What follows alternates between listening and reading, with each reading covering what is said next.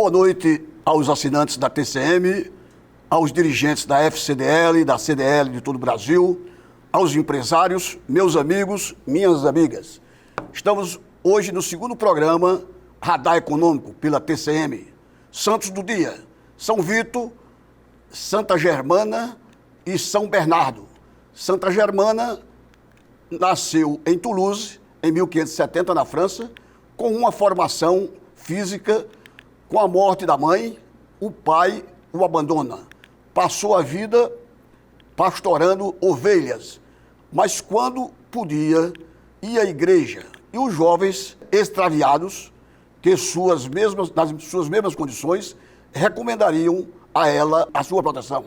Ela foi canonizada em 1867 pelo Papa Pio IX. O presidente Lula lançará, a partir de 2 de julho, um programa de grandes obras de infraestrutura. O presidente deu a declaração durante entrevista à EBC, a Empresa Brasileira de Comunicação, transmitida nas redes sociais.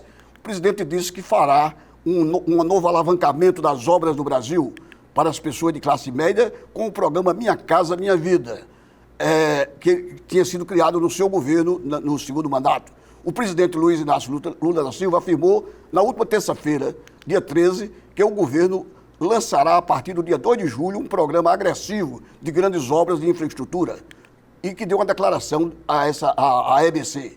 Esse programa visa criar emprego e renda e proporcionar a criação de casas, moradias, recuperação de estradas e vias navegáveis, inclusive com o surgimento de novas ferrovias, novos trechos ferroviários no Brasil e particularmente no Norte e no Nordeste. Esse pontapé inicial dá-se-á no dia 2 de julho e lançará um programa de grandes obras de infraestrutura. É o que tem dito ele à imprensa nacional. E por falar no presidente Lula, é dizer que ontem, dia 14, quarta-feira, ele esteve reunido no Palácio do Planalto com o vice-presidente Geraldo Alckmin, que é ministro da Economia, do Desenvolvimento Comercial, e empresários do setor varejista de São Paulo, do Rio de Janeiro, de Minas Gerais e de outras capitais do Brasil, como também com diretores dos bancos, inclusive os bancos oficiais, BNDES e Caixa Econômica Federal. Na tratativa entre o presidente e os seus ministros e os banqueiros e empresários, assentou-se de que o crescimento da economia brasileira deverá evoluir com a queda dos juros da taxa Selic. O Banco Central estará reunido na próxima semana, terça e quarta-feira, para definir a nova taxa de juros do mercado financeiro nacional. Os analistas e os que fazem previsão sobre o mercado financeiro ainda mantêm a expectativa de que seja mantida a atual taxa Selic, de 13,75%, embora esteja alta para os padrões da inflação nacional. No último esboço, cooptado pelo IBGE e pelo Banco Central do Brasil, a inflação de janeiro a dezembro de 2023 não deverá ultrapassar 4%. Para uma taxa Selic, que é uma taxa referencial de juros de 13,75%, fica muito elasticida a taxa para a economia nacional, fazendo com que haja uma migração negativa para a economia e principalmente para o setor varejista, que sofre com juros altos, já que essas vendas são feitas geralmente com parcelamento, que embutem juros representativos. O presidente, mais uma vez, demonstrou a sua insatisfação à política adotada pelo Banco Central, que é autônomo, tem como presidente Roberto Campos Neto, e reuniciar terça e quarta-feiras próximas para definir a nova taxa. Há uma pequena expectativa no governo de que haja um decréscimo de 0,25%, o que não é aceito pelo mercado financeiro, que prevê a manutenção da taxa Selic. Mas com esse novo programa, do novo PAC, Programa de Desenvolvimento, de Aceleração do Crescimento da Economia, que vigorou nas gestões petistas anteriores, o plano deve conter investimentos em 6 grandes áreas. Minha Casa Minha Vida, além de estradas e rodagens, portos e vias navegáveis, ferrovias, e dando à classe média melhores condições para a sua habitabilidade. Precisamos fazer a Minha Casa Minha Vida para a classe média, diz o presidente. Quem ganha até R$12 mil poderá absorver o programa. Cerca que atualmente essa Minha Casa Minha Vida é uma exclusividade de financiamento pela Caixa Econômica Federal. E o governo pretende que os bancos privados, através do Fundo de Garantia por Tempo de Serviço, também contemplem o financiamento das moradias. Seria um impulso representativo na área da construção civil do Brasil, que é um dos setores que mais emprega na economia. Portanto, aguardemos o desenrolar dessa promessa.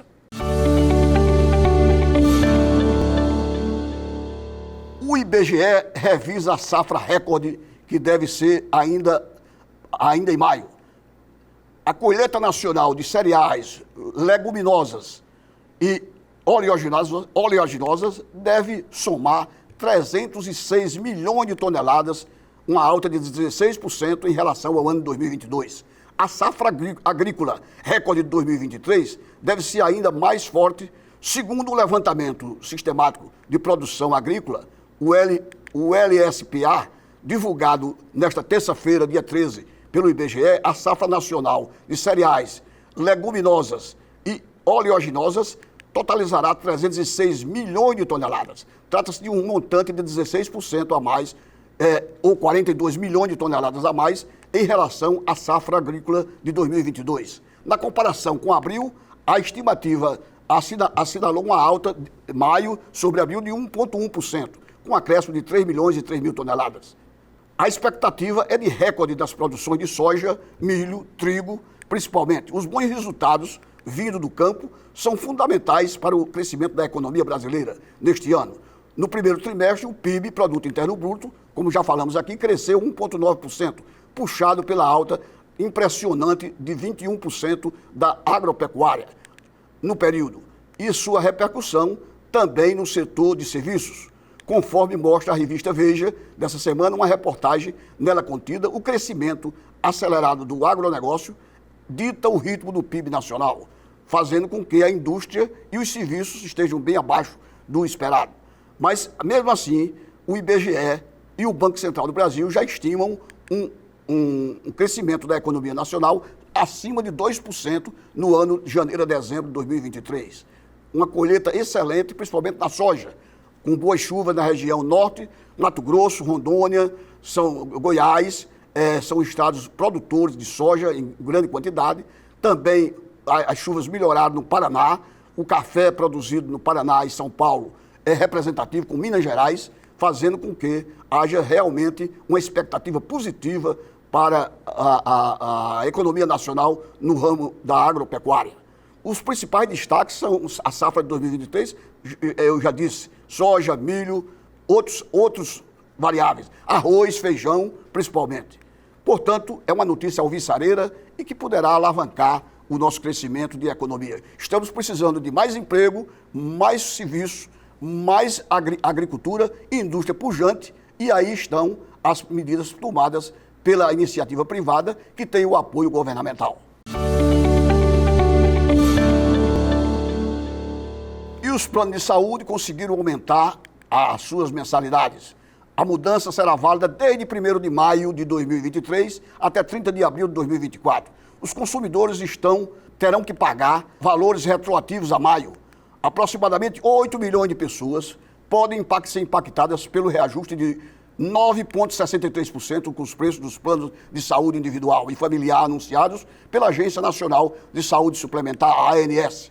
Nesta última segunda-feira, dia 12, a mudança foi definida e aprovada durante reunião dos diretores da agência, e o ajuste foi de 9,63%, retroagindo a 1º de maio.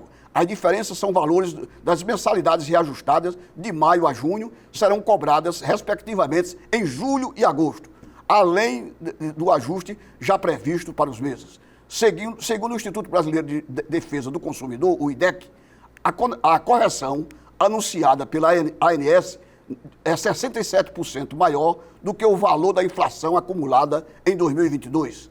O índice definido pela ANS para 2023 reflete a variação das despesas assistenciais ocorridas em 2022 em comparação com as despesas do ano anterior, de 2021, dos beneficiários dos planos de saúde individuais e familiares, explicou o diretor-presidente da ANS, Paulo Rabelo.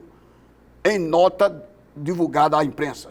Os planos de saúde afetados são todos aqueles que, como já dissemos, familiares ou pessoais. Durma-se com um aumento desse. O Senado Federal aprovou a recriação do programa Minha Casa Minha Vida, que vigiria até 31 de dezembro de 2023 e foi prorrogado por mais 4 anos. O texto recria o programa Minha Casa Minha Vida, que havia sido aprovado na Câmara dos Deputados na última quarta-feira, 7 de junho, agora também foi pelo Senado e segue a sanção presidencial. A medida provisória que relança o programa foi editada pelo presidente Luiz Inácio Lula da Silva e aprovada agora pelo Congresso Nacional. Portanto, é uma notícia favorável e que vai proporcionar, como já dissemos no início do programa, moradias para milhões de brasileiros que estão a necessitar e que tem faixa salarial agora até R$12 mil mensais para poder ser atingido pelo programa, que passa a ser não só uma especificidade da Caixa Econômica Federal, mas dos bancos privados. Espera-se uma alavancagem não só na mão de obra qualificada que haverá de seguir para a construção desse programa, como também irrigar as empresas de construção civil no sentido de construir casa para aqueles que não têm moradia própria. É uma excelente notícia, agora já com a chancela do Congresso Nacional, que vive as turvas com o governo federal. Passamos a semana assistindo um debate estéril entre o governo e o Congresso Nacional, à custa do Ministério do Turismo, que até agora não deu conta, não disse para que veio no governo Lula. Está lá aboletada uma deputada federal, esposa do prefeito Vaguinho de Belford Roxo, da Baixada Fluminense, como ministra do Turismo, em nome da União Brasil, do Partido União Brasil. Agora ela pede a desfiliação do partido e o partido, com 49 deputados federais, exige a saída da ministra. O Planalto, por enquanto, a mantém no cargo, mas diz que é uma manutenção provisória.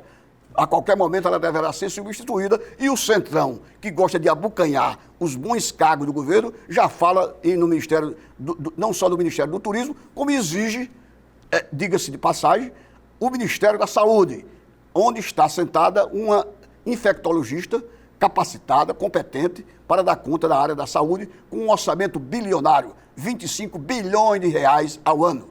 Então, com esse apetite de cargos e de dinheiro público que os partidos no Congresso chegam lá para negociar com o Executivo, onde deveria haver harmonia e trabalho pelo desenvolvimento, pela alavancagem da saúde, da educação, das ferrovias, das rodovias do Brasil, da segurança pública, briga-se por cargo e por dinheiro, e esse dinheiro, muitas vezes, não cumpre a finalidade para a qual está especificado no orçamento da União. A agência S Companhia P altera a perspectiva de rating do Brasil de estável para positiva e o dólar recua até R$ 4,80. Os mercados reagiram positivamente ao aceno de ativos locais, melhoraram consideravelmente com o rating da S Companhia P, a agência de risco que, através de nota publicada ontem, dia 14, quarta-feira, aumentou a colocação do Brasil de estável para positiva, dando uma perspectiva de rating BB- ao Brasil de estável para positiva. O Ibovespa de ontem já refletiu essa realidade.